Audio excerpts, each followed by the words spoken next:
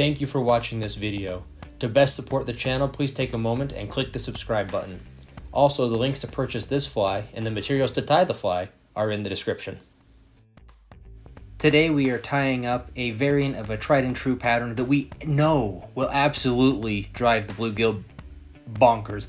We're tying up a bullet head foam spider. In the vise we have a Moonlit Tagata ML201 hook in size 12, and we have some Semperfli Classic wax thread in 6/0 in color chartreuse. What we're going to do at first is we're going to build up a thread base. We're going to go back and forth on the body of this hook a couple of times.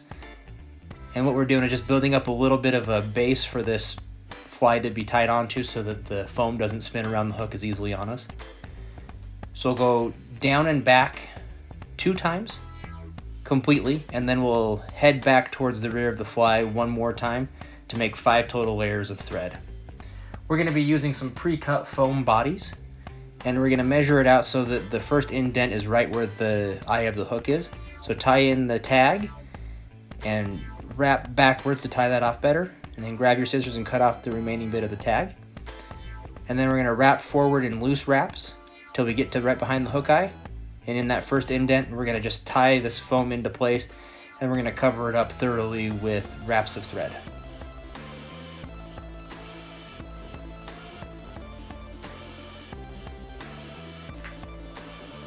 Going to make sure that everything's lined up right, and we're just going to wrap our thread on there nice and tight.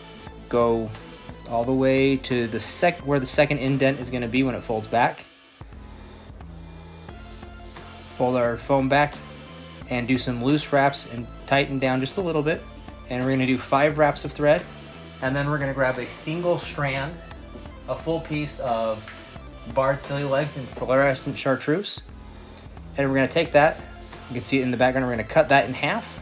So double it over, cut it in half. And then we're going to take both those strands at the same time, double them over, and cut them in half so you end up with 4 equal sized legs. So we're going to take a quick snip. Set those on top of your hook and gently do 3 wraps around. Don't tighten it up, just let the weight of the bobbin cradle. Try that again. Let the weight of the bobbin and thread hold it into place, and we're going to wiggle these legs over to the sides. You can see me move them so they're right on the side of the hook, and they're going to be splayed out, and they're going to have 4 individual legs on each side. From here, you're going to make sure that everything is centered properly. Get your thread all in the right place, align the legs a little bit. I'm going to rotate my vise here. Give me 1 second. Now you can see that everything is splayed out nice. So go ahead and grab your whip finish tool, or if you want to throw in a hand whip finish, you can. We're going to whip finish and keep that thread in between our legs the best we can. And you'll do a couple of turns here.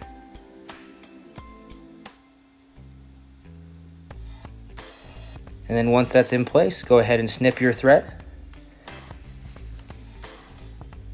Now we'll go ahead and adjust our legs one final time. And we'll go ahead and add a dot of Raid Zap Thin. Let that soak into the thread wraps there, help lock everything in place and add some durability, because we know this fly is going to get crunched. Zap that with your UV light. And we have links for both the UV light and the resin in the shop description below. Now you have a completed bullet head foam spider. This is going to annoy and entice and get plenty of bluegill, green sunfish, other panfish, even some bass to come take a swipe at it. Enjoy it, tie some up, buy some from the shop, really appreciate you. And once again, the best way to support the channel is to click that like and subscribe button and purchase your materials from the shop. Thank you, have a great day. Bye-bye.